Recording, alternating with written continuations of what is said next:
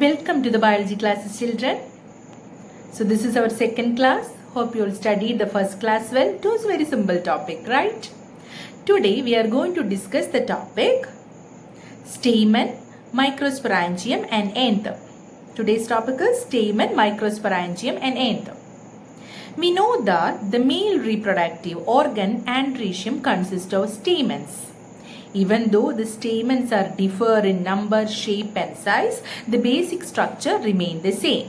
What was the basic structure? They consist of a long slender filament and a bilobed and bitheecus anther. Okay. So the anther is having a four-sided or tetragonal structure in which four microsporangia are arranged at the corners, two at each lobe. On further development, they become pollen sacs. In anther, they grow longitudinally and finally pollen grains will released from this. Okay. So this is an anther. If we are taking a transverse section, we can see the structure like this. Okay. So we know that anther is a four-sided or tetragonal structure consisting of four microsporangia. 1, 2, 3, 4. 4 microsporangia located at the corners, 2 in each lobe. Okay, 2 in each lobe. So in the transverse section of an anther, a typical microsporangium appears circular in outline. Okay, children? And this microsporangium surrounded by four wall layers. Okay, epidermis, endothecium, middle layer and tapetum. So this is the transverse section of anther again. So one microsporangium, second one, third one, fourth one, in total 4 microsporangia are there. Microsporangia is a plural form of microsporangium. Next we are going to study a typical microsporangium. A typical microsporangium is circular in outline and it is covered by four wall layers. Which are the four wall layers? Epidermis, endothecium, middle layer and tapetum. And dear children, don't forget to write lecture note along with me. Okay? It's a very important topic. Most of the diagram based questions will come from this area. Okay? Okay, let's continue. So, the four wall layers are epidermis, endothecium, middle layer and tapetum. Got it? So, the first three wall layers, epidermis, endothecium and middle layer, are protective in function and they helps for the process of dehiscence. Okay, so what are the functions of first three wall layers? Protection and dehiscence of anther. What do you mean by dehiscence? Basting of anther for the shedding of thousands of pollen grains. This process is known as dehiscence. Okay, we can discuss this process in detail later. Now is it clear? The first three wall layers, epidermis, endothecium and middle layer, helps for the process of dehiscence of anther and they are protective in function. And the innermost layer, that is tapetum, it nourishes the developing pollen grains. Okay, so the tapetum helps and they helps to nourishes the developing pollen grains.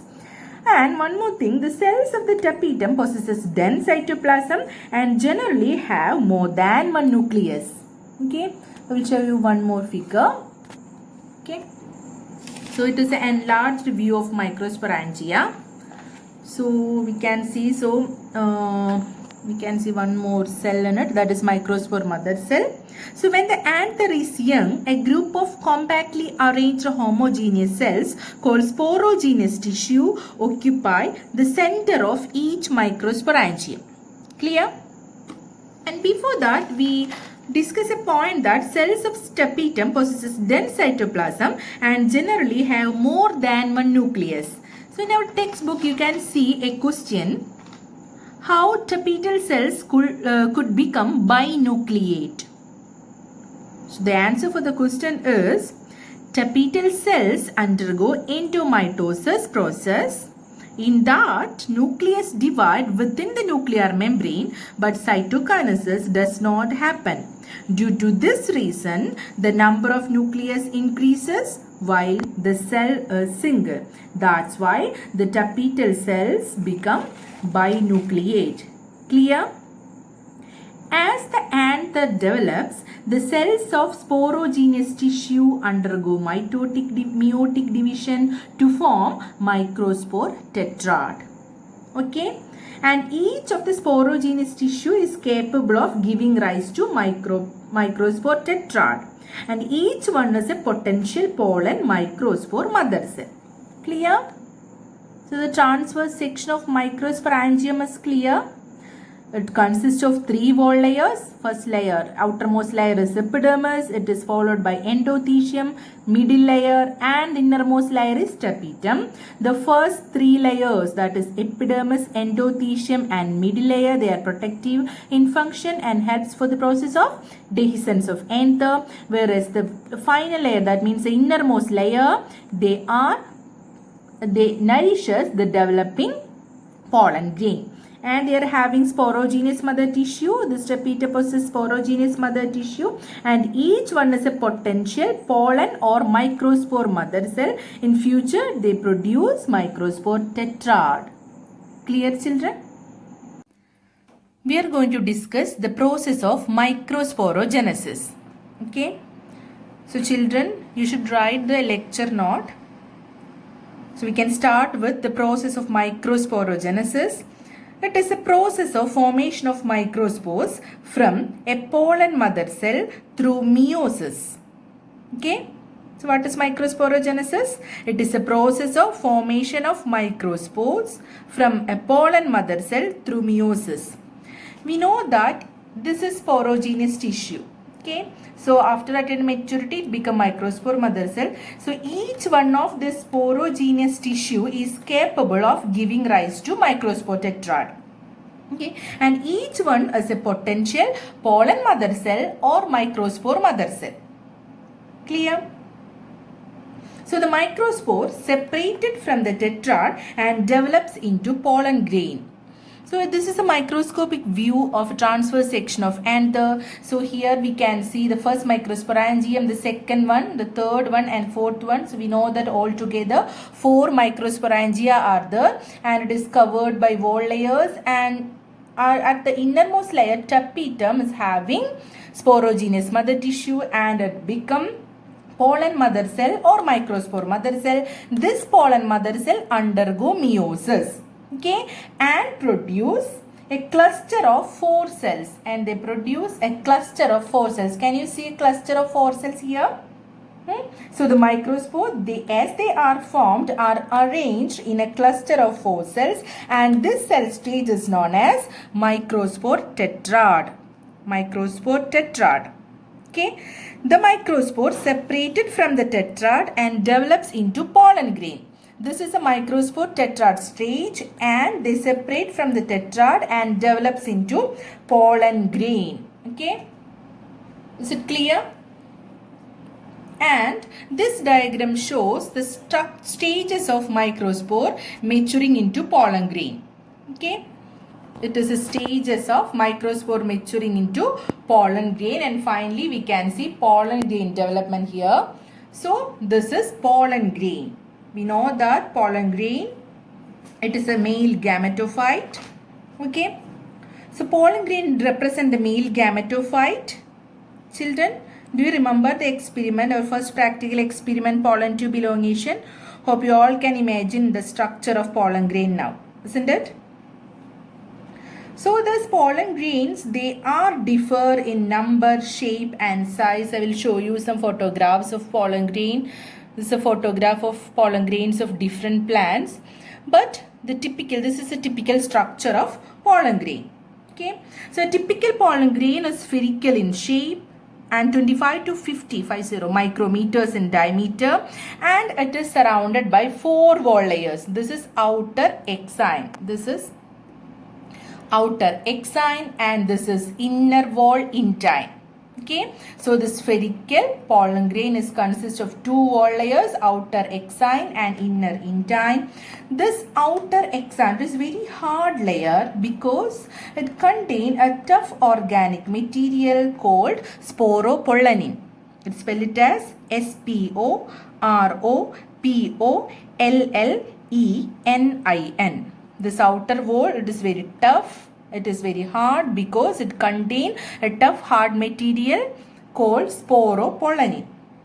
Okay, and this tough organic material is capable of resisting high temperatures, strong acids, alkalis, and natural enzymes. Okay, hence a pollen grain can be preserved as fossils. However, the sporopollenin is absent in a particular space and it is known as germ pore. It is an aperture present in the exine through which we can see the germination of pollen tube. So let me remind you children the same practical experiment that we conducted last month, pollen tube elongation. Do you remember that? We observed elongated pollen tube, isn't it? So through this germ pore, the pollen tube elongation was happened. Because only at this area, the sporopollenin, the tough and hard organic material sporopollenin is absent. Clear? And the inner layer, that is intine. It is a thin and continuous inner layer. It is made up of cellulose and pectin. Okay, and the cytoplasm. The cytoplasm of pollen grain is surrounded by plasma membrane. When this pollen grain matures, it will contain two types of cells in it. That is vegetative cell. Okay. This diagram we can see two cells. This is vegetative cell and generative cell. This vegetative cell is bigger and has abundant food reserve. Okay, and with an irregularly shaped nucleus. Whereas this generative cell, it is small and floats in the cytoplasm of vegetative cell itself, and it is spindle shaped with dense cytoplasm and contain a nucleus. Okay, and over 60% of angiosperms they shed at this cell stage. That means 60% of angiosperms shed pollen grain at 2 cell stage, whereas the remaining species, in them the generative cell, the small generative cell, they divide mitotically. That is mitosis. Okay, mitosis. Do you remember mitosis and meiosis? We studied this lesson cell division in +1. Okay, so that's why I am not explaining mitosis and meiosis again. Okay, if any doubts are there, you just ask me. So this generative cell, they divide mitotically to the male gamete before pollen grain shed. Okay, so the remaining 40% of angiosperms shed their pollen grain at 3 cell stage. Clear? Okay, so I will show you another figure. Okay, so let's explain the process again. So this is the transverse section. Transverse section of anther. It shows a tetragonal shape, 4-sided tetragonal shape with 4 microsporangia. Okay, so a single microsporangium is covered with 4 wall layers. Which are the 4 wall layers? Epidermis, endothecium, middle layer and tapetum. The first 3 wall layers, epidermis, endothecium and middle layer, they are protective in function and helps for the dehiscence of anther. Whereas the inner layer, tapetum, it nourishes the developing pollen grains. So here in the inner side of tapetum, we can see sporogenous tissue. On attaining maturity, they become, each one of these sporogenous tissue become pollen mother cell or microspore mother cell. They undergo the process of meiosis and form tetrad pollen. Okay, microspore tetrad, and they separate as pollen grain. Okay. An anther contain thousands of pollen grains. They undergo mitosis and form this unequal cells with vegetative cell and generative cell. And as anthers matures and dehydrate, the microspore dissociate from each other. And they develop as pollen grain and they release out through the process of dehiscence of anther. So this is a microscopic view of an anther where we can see the process of dehiscence. So before the what is dehiscence? It is a final function of anther that causes release of pollen grain. The cells lose water and creates a tension that leads to the rupture or splitting of outer wall layers, and through which the matured pollen grain released out for the process of fertilization. Clear? Pollen grains of many species cause severe allergies and bronchial affections in some people, often leading to chronic respiratory disorders, asthma, bronchitis, etc. It may be mentioned that Parthenium or carrot grass that came into India as a contaminant with imported wheat has become ubiquitous in occurrence and cause of pollen allergy. Pollen grains are rich in nutrients. It has become a fashion in recent years to use pollen tablets as food supplements. In Western countries, a large number of pollen products in the form of tablets and syrups are available in the market. Pollen consumption has been claimed to increase the performance of athletes and racehorses. When once they are shed, pollen grains have to land on the stigma before they lose viability if they have to bring about fertilization. The period for which the pollen grains remains viable is highly variable and to some extent depends on the prevailing temperature and humidity. In some cereals such as rice and wheat, pollen grains lose viability within 30 minutes of their release. And in some members of Rosaceae, Leguminosae and Solanaceae, they maintain viability for months. So, did you heard the term cryopreservation? Storing semen or sperms of many animals, including humans, for artificial insemination, we use the method cryopreservation. It is possible to store pollen grains of a large number of species for years in liquid nitrogen, that is negative 190 degrees Celsius. Such stored pollen can be used as pollen banks, similar to seed banks and crop breeding programs. So here ends our second class, children. Was it clear to you? So along with this video, attach a file. Notes are there. So you go through the notes and study your textbook thoroughly and draw each and every diagram and label the parts. Okay. And answer the question properly. If any doubts are there, ask me. Okay. So we can see in next class. Till then, bye.